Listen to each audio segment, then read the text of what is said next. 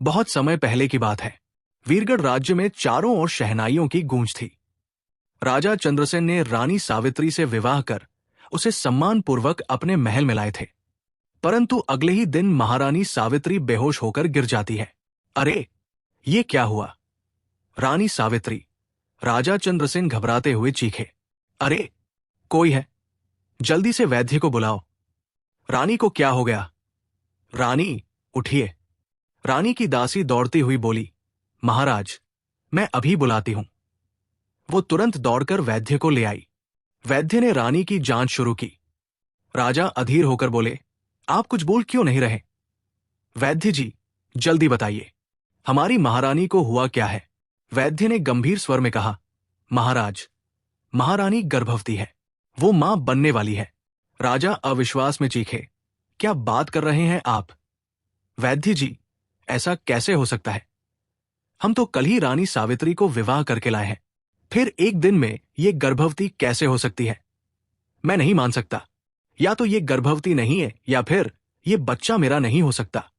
रानी सावित्री ने कमजोर स्वर में कहा, नहीं महाराज, ये बच्चा आपका ही है। मेरे पास आपके सिवा कोई और कभी नहीं आया। लेकिन राजा क्रोधित होकर बोले, रानी सावित्री, तुम झूठ बोल रही हो। ये मेरा बच्चा हो ही नहीं सकता। भला एक दिन में कौन सी औरत गर्भवती होती है? क्या मजाक लगा रखा है तुमने? तुम हमारे सम्मान और कुल का सर्वनाश करने पर तुली हो।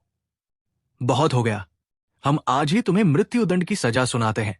तभी मंत्री ने आगे बढ़कर कहा, महाराज, अगर आपकी अनुमति हो तो ये कार्य मुझे करने दीजिए। मैं इस गद्दार रानी को बहुत ही कठोर सजा दूंगा। बस मुझे एक दिन का समय दीजिए। राजा ने कहा, ठीक है मंत्री जी, पर ध्यान रखना, अगर तुमने इसे सजा नहीं दी तो उसका परिणाम तुम भुगतोगे। जो आज्ञा महाराज। आप निश्चिंत रहिए, मंत्री ने जवाब दिया। फिर वो रानी को लेकर घने जंगलों की तरफ निकल पड़ा। रास्ते में रानी ने गिड़गिड़ाते हुए कहा, मंत्री जी, कृपया मेरी बात सुनिए। ये बच्चा महाराज का ही है। मेरे पास उनके सिवा कोई और कभी नहीं आया। मंत्री ने गंभीर स्वर में कहा, देखिए महारानी, अब ये बच्चा किसका है ये तो भगवान ही जाने। लेकिन मैं आपको मारकर पाप नहीं लेना चाहता। मैं आपको जीवित छोड़ रहा हूं। पर ध्यान रखना, अब कभी इस राज्य में वापस मत आना। अगर महाराज को पता चला कि तुम जीवित हो तो वो मुझे भी मार डालेंगे और तुम्हें भी। रानी ने रोते हुए कहा, मैंने तो कुछ भी गलत नहीं किया, फिर ये सजा क्यों? मंत्री बिना जवाब दिए रानी को छोड़कर लौट गया। महल में लौटकर मंत्री ने राजा से कहा, महाराज, मैंने रानी को जंगल में ले जाकर महल और जीवन दोनों से अलग कर दिया। अब इस धरती पर वो कभी आपको दिखाई नहीं देंगी। राजा ने प्रसन्न होकर कहा, यह बहुत अच्छा किया मंत्री जी, हम भी तो यही चाहते थे। शाबाश। उधर घने जंगलों में रानी अकेली भटक रही थी। वो रोते हुए बोली, हे भगवान, ये मेरे साथ क्या हो गया? मैं गर्भवती कैसे हो सकती हूं? मैंने तो किसी पराये पुरुष के बारे में सोचा तक नहीं। फिर ये बच्चा किसका है? अब मैं कहाँ जाऊं? किसके सहारे जीऊं? ये बच्चा लेकर तो मैं अपने गांव भी नहीं लौट सकती। वो भूखी, थकी और टूटी हुई अवस्था में आगे बढ़ती रही। तभी उसे कुछ दूरी पर एक ऋषि दिखे। ऋषि ने पूछा, हे पुत्री, तू इतना रो क्यों रही है? रानी ने सारी बात बताते हुए कहा, बाबा, ये बच्चा किसका है? मुझे कुछ समझ नहीं आ रहा। महाराज ने मुझे धोखेबाज समझा और सब कुछ छीन लिया। अब मैं क्या करूं? ऋषि ने कहा, रो मत पुत्री, अग्नि परीक्षा तो औरत को देनी ही पड़ती है। सतयुग में सीता को देना पड़ा था और अब तुम्हें देना है। रानी ने कहा, बाबा, मैं कुछ समझी नहीं। ऋषि बोले, समय आने पर सब समझ जाओगी पुत्री। अलख निरंजन। इतना कहकर ऋषि वहां से चले गए। रानी सोच में पड़ गई। उन्होंने ऐसा क्यों कहा? क्या अब मेरी कोई अग्नि परीक्षा बाकी है? हे भगवान, अब मेरी राह कौन सी है? वो अकेली जंगल की ओर बढ़ती रही। हे भगवान, अब मैं क्या करूं? कोई रास्ता नहीं बचा मेरे लिए। मैं अपने बच्चे को कैसे बचाऊं? तभी सामने से एक तांत्रिक आया और बोला, रुक जा रानी, अब तू कहीं नहीं जा सकती। अब तू मेरे चंगुल में फंस चुकी है। रानी ने घबराते हुए कहा, तुम कौन हो? मुझे जाने दो। इतना कहते ही रानी बेहोश हो गई। तांत्रिक उसे लेकर अपनी गुफा में चला गया। जब रानी को होश आया, वो चीखी, मैं कहाँ हूं? तुम मुझे जाने दो। मैंने तुम्हारा क्या बिगाड़ा है? तांत्रिक ने हंसते हुए कहा, अब तू कहीं नहीं जा सकती। अब तू मेरे कैद में है। रानी ने गिड़गिड़ाते हुए कहा, मैं गर्भवती हूं। मेरे अंदर एक संतान पल रही है, उस पर तो तरस खाओ। मुझे छोड़ दो, तांत्रिक ने क्रूरता से कहा। और भी अच्छी बात है, अब मैं एक साथ 2 की बलि चढ़ाऊंगा, जिससे मेरी शक्ति 2 गुनी हो जाएगी। रानी रोती गिड़गिड़ाती रही, नहीं नहीं, ऐसा मत करो, मुझे जाने दो। लेकिन तांत्रिक ने उसे कैद कर लिया। रानी ने सोचा, हे भगवान, अब मैं क्या करूं? मेरा बच्चा भी संकट में है, मुझे कुछ करना होगा। तांत्रिक बोला, अरे ओ रानी, चुप हो जा, क्योंकि तेरी मदद करने वाला कोई नहीं है इस जंगल में सिवाय मेरे। मैं कुछ सामग्री लेकर आता हूं, उसके बाद मैं तुम्हारी बलि चढ़ाऊंगा। इतना कहकर तांत्रिक गुफा से बाहर चला गया। रानी ने पुकारा, कोई है जो मेरी मदद कर सके? क्या इस जंगल में कोई है जो मेरी पुकार सुने? तभी एक मृग सामने आई और बोली, कहो महारानी, तुम इतना रो क्यों रही हो? तुम्हारे विलाप से पूरा जंगल दुखी है। बताओ, हम क्या मदद कर सकते हैं? रानी ने आश्चर्य से कहा, तुम बोल सकती हो? मृग ने जवाब दिया, हां, मैं इस जंगल की रक्षक हूं, इसीलिए बोल सकती हूं। मुझे इस कैद से आजाद होना है। ये तांत्रिक मुझे और मेरे बच्चे की बलि देना चाहता है, मुझे बचाओ। मृग ने कहा, ठीक है, मैं तुम्हें आजाद कर दूंगी, लेकिन ध्यान रहे, अगर फिर इसके चंगुल में फंसी तो हम सब संकट में पड़ जाएंगे। रानी ने वादा किया, मैं वादा करती हूं, मैं फिर कभी इसके हाथ नहीं आऊंगी। मृग ने पिंजरा खोल दिया और रानी भाग गई। भागते भागते वो महल की तरफ जाने लगी। उसने सोचा, मुझे महाराज को सब बताना होगा। ये दुनिया मुझे और मेरे बच्चे को नहीं अपनाएगी, केवल महाराज ही मेरी रक्षा कर सकते हैं। महल में पहुंचते ही बगीचे से आवाजें आई।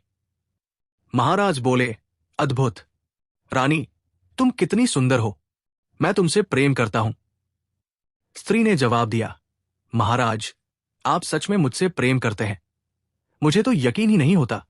पहले तो आपने मेरी शादी का प्रस्ताव ठुकरा दिया था। राजा बोले, ओह, तब तो हम सावित्री से प्रेम करते थे, लेकिन अब हमारा मन बदल चुका है, अब हम आपसे प्रेम करते हैं।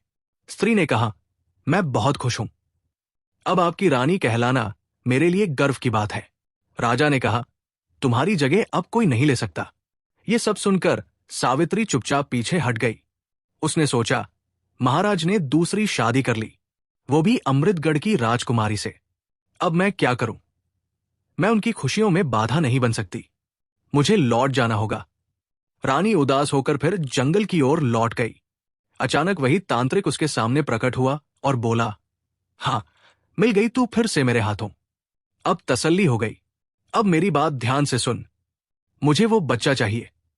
रानी ने गिड़गिड़ाते हुए कहा, नहीं तांत्रिक, मेरे बच्चे को मुझसे मत छीनो, वो मेरा आखिरी सहारा है, मैं उसके बिना नहीं जी पाऊंगी।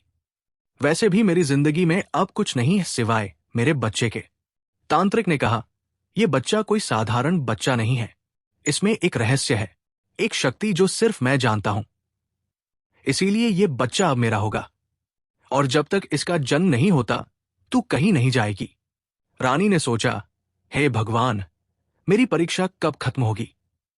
मैंने कौन से पाप किए थे जो ये सब दिन देखना पड़ रहा है? रानी को ना चाहकर भी तांत्रिक के साथ रहना पड़ा, और देखते ही देखते 9 महीने बीत गए। प्रसव के बाद रानी थकी हुई थी और बच्चा उसकी गोद में था। उसने कहा, मेरा बच्चा, अब हम यहां से भाग चलते हैं, इससे पहले कि तांत्रिक लौट आए। रानी बच्चे को लपेटकर गुफा से बाहर निकली। तभी तांत्रिक ने उसका रास्ता रोक लिया और बोला, आतू, क्या समझती थी कि तू मुझसे बचकर निकल जाएगी? ये बच्चा अब मेरा है। रानी चीखी, नहीं, मेरे बच्चे को मत ले जा, तू जो चाहे वो ले ले, पर मेरा बच्चा मुझे लौटा दे। तांत्रिक ने कहा, अब तुझे सजा मिलेगी मेरे सामने से भागने की। ओम हिम क्लीम। तांत्रिक ने मंत्र पढ़ा और जादू से रानी को मोर में बदल दिया। जा, उड़ जा, और याद रखना, अगर फिर कभी मेरी नजर के सामने आई तो मैं तेरा अंत कर दूंगा। ये बच्चा आज से मेरा हुआ। तांत्रिक बच्चे को उठाकर गुफा में गायब हो गया। रानी मोर के रूप में चीखी, कोई है, मेरी मदद करो। तांत्रिक मेरा बच्चा लेकर चला गया है। हे भगवान, मेरे लाल को बचा लो। तभी मृग फिर से सामने आई। रानी ने कहा, मृग, तुम फिर से आ गई हो। मुझे बचाओ, मेरे बच्चे को बचाओ। मृग ने कहा, मैंने पहले कहा था, जंगल में दोबारा मत आना। अब मैं तेरी मदद नहीं कर सकती। रानी ने रोते हुए कहा, मैं महल गई तो महाराज ने दूसरी शादी कर ली थी। अब मेरे लिए कोई जगह नहीं बची थी। मुझे सिर्फ मेरा बच्चा चाहिए, उसे बचा लो। मृग ने कहा, अब बस भगवान से प्रार्थना करो, जहां भी तुम्हारा बच्चा हो वो सुरक्षित हो। अपना ध्यान रखना। इतना कहकर मृग चली गई। देखते देखते 3 साल बीत गए। एक दिन जंगल में एक शिकारी आया। वो गा रहा था, मैं हूं शिकारी, मेरा वार नहीं जाता खाली, अब मैं करूंगा शिकार। ओए होए, मैं हूं शिकारी, आज तो बढ़िया अच्छे खासे पक्षी पकड़ूंगा। बाजार में इनकी कीमत भी अच्छी मिलेगी। उसने पेड़ के नीचे दाना डाल दिया और सोचा, सभी पक्षी आ जाएंगे। रानी, जो अब मोर थी, ने सोचा, आह, कई दिनों से कुछ खाया नहीं, कुछ खा लेती हूं। नहीं तो अगर मेरी तबीयत खराब हो गई, फिर मैं अपने बच्चे को कैसे ढूंढूंगी। मुझे अपने बच्चे को ढूंढना है, इसके लिए कुछ तो खाना पड़ेगा। उसे बहुत सारा दाना दिखा और जैसे ही वो दाना चुनने गई, वो जाल में फंस गई। वो चीखी, हे भगवान, ये क्या हो गया, मैं फंस गई। कोई है जो मेरी मदद कर सके, मुझे बचाओ। तभी मंगल नाम का एक आदमी वहां से गुजर रहा था। रानी ने पुकारा, तुम मेरी मदद करो, मुझे इस जाल से आजाद कर दो, मैं तुम्हारा एहसान कभी नहीं भूलूंगी। मंगल ने सोचा, इतने घने जंगलों में ये मदद की गुहार किसकी है। वो आसपास देखने लगा, लेकिन कोई नहीं दिखा। रानी ने फिर पुकारा, नीचे देखो, मैं इस जाल में फंसी हूं, मुझे आजाद कर दो। मंगल ने आश्चर्य से कहा, अरे, तू तो एक मोर होकर बोल सकती है, तू साधारण नहीं लगती। ये बता, मुझे बदले में क्या मिलेगा। रानी ने कहा, जो चाहे वो मैं तुम्हें दूंगी। समय आने पर मैं तुम्हें धनवान बना सकती हूं। बस मुझे इस जाल से निकाल दो, वरना शिकारी मुझे मार डालेगा। मंगल ने कहा, ठीक है, पर तू कहीं भाग मत जाना, तू मेरे साथ चलेगी। रानी ने सहमति दी, हां, मैं चलूंगी। मंगल ने जाल खोल दिया और मोर को एक थैली में बंद कर लिया। उसने सोचा, हां, मुझे इंतजार क्यों करना, राजा को दिखाऊंगा, अच्छा इनाम मिल जाएगा। रानी ने पूछा, तुम ये रास्ता क्यों ले रहे हो, महल की ओर क्यों जा रहे हो।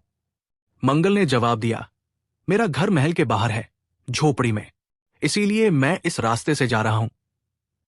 तुम थोड़ी देर आराम कर लो। वो मन ही मन सोच रहा था, अगर इसे पता चल गया कि मैं इसे बेचने जा रहा हूं तो ये भाग जाएगी।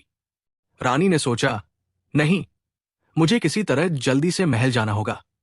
मंगल महल के गेट पर पहुंचा। सैनिकों ने रोका, कहां जा रहे हो। रुको, मंगल बोला, महाराज के लिए एक तोहफा लेकर आया हूं। सैनिक ने कहा, महाराज किसी अजनबी से तोहफा नहीं लेते, चलो जाओ यहां से।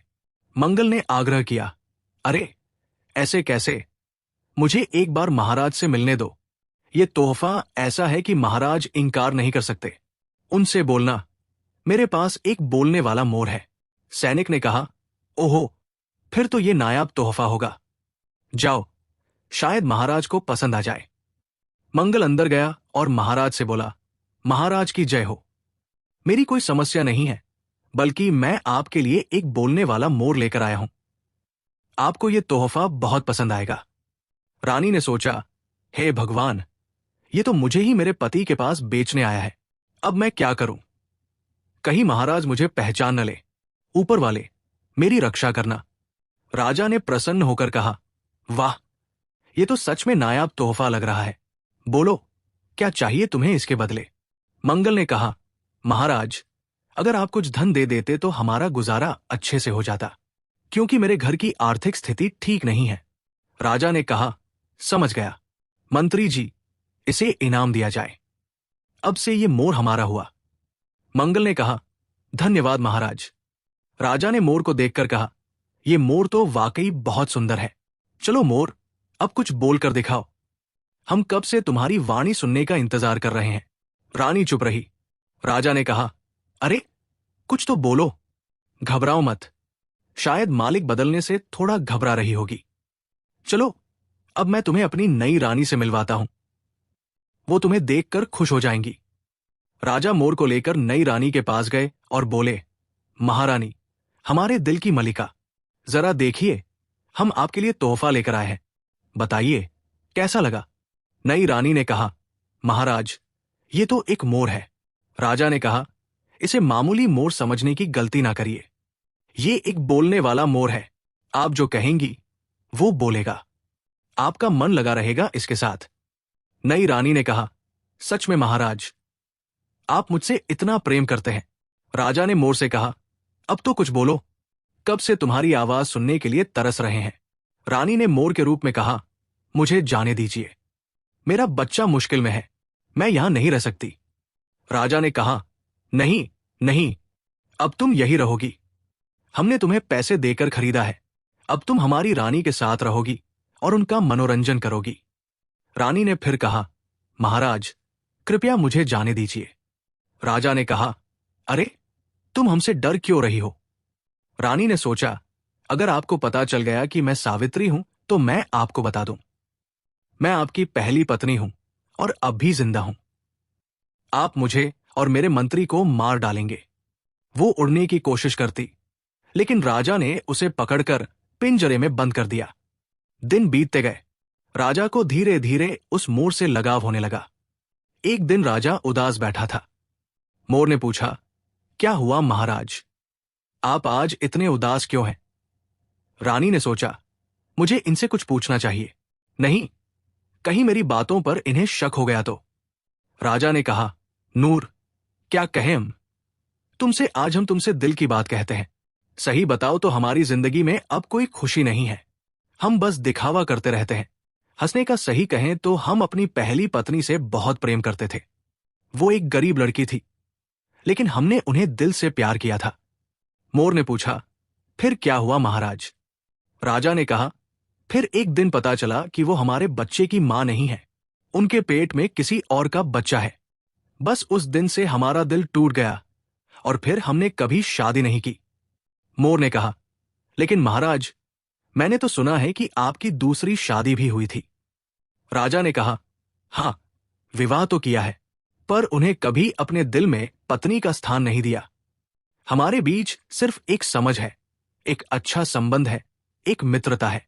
प्रजा की नजरों में वो हमारी महारानी है, पर मेरे दिल की रानी तो सिर्फ सावित्री ही थी और हमेशा रहेगी। हां, उसने हमें धोखा दिया, ये बात सच है, पर उस धोखे का घाव आज भी उतना ही गहरा है। मोर ने सोचा, महाराज, आप मुझसे कितना प्रेम करते हैं, इसका अंदाजा आपको नहीं। काश मैं आपको यकीन दिला पाती। वो बच्चा उसी प्रेम का प्रतीक है, आपका ही अंश है, पर मैं चाहकर कुछ नहीं कर सकती। राजा ने कहा, चलो, बहुत हो गई दुख भरी बातें, थोड़ा सैर करके आते हैं जंगल में, मन हल्का हो जाएगा। चलो मोर, तुम्हें पिंजरे में रख लेता हूं, कहीं तुम उड़ ना जाओ। राजा मोर को लेकर जंगल की तरफ निकल पड़ा। रास्ते में वही ऋषि मिले।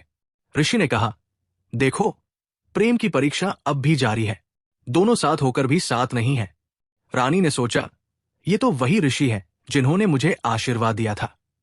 राजा ने पूछा, आप कौन हैं? ऋषि, महाराज ये सब क्यों बोल रहे हैं? ऋषि ने कहा, समय आ गया है सच जानने का। उन्होंने एक मंत्र पढ़ा और मोर पर राख छिड़की। मोर धीरे धीरे रानी सावित्री में बदल गई।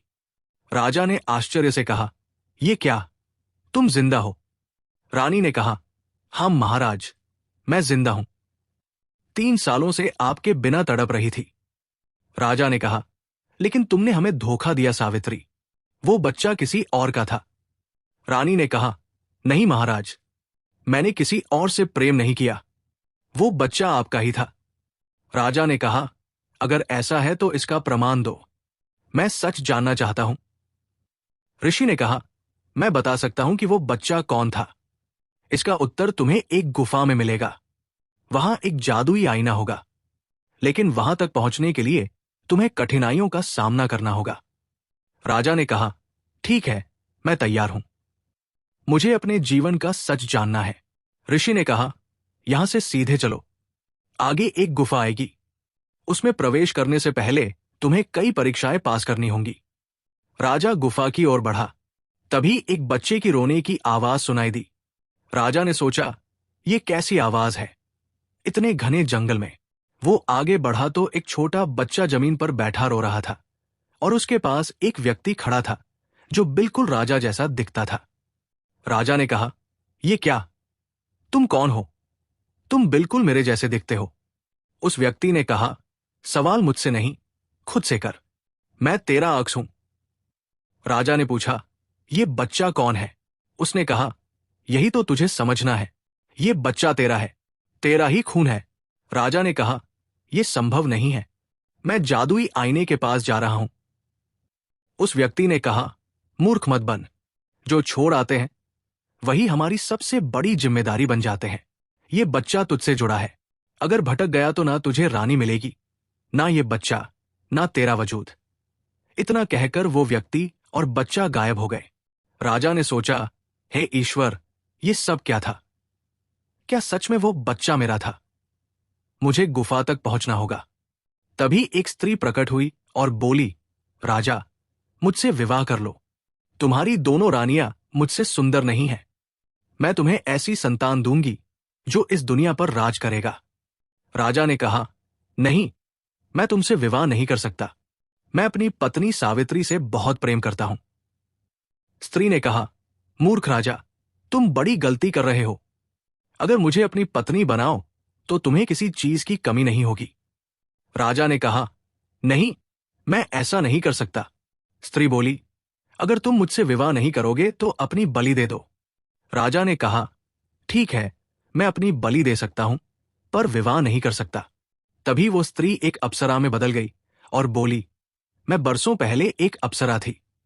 अपने पिता की आज्ञा की अवहेलना के चलते मुझे श्राप मिला था कि जब तक मैं एक टूटे हुए हृदय वाले पुरुष का खून नहीं पीऊंगी तब तक मुक्ति नहीं मिलेगी।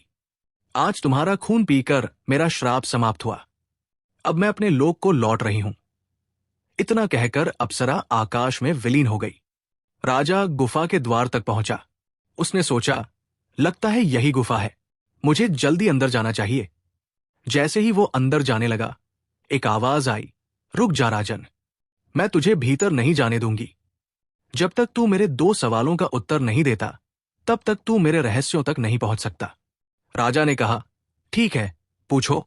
आवाज ने कहा, पहली पहेली सुन। एक रत्न ऐसा जो ना धरती पर है ना आसमान में, फिर भी सभी उसे खोजते हैं।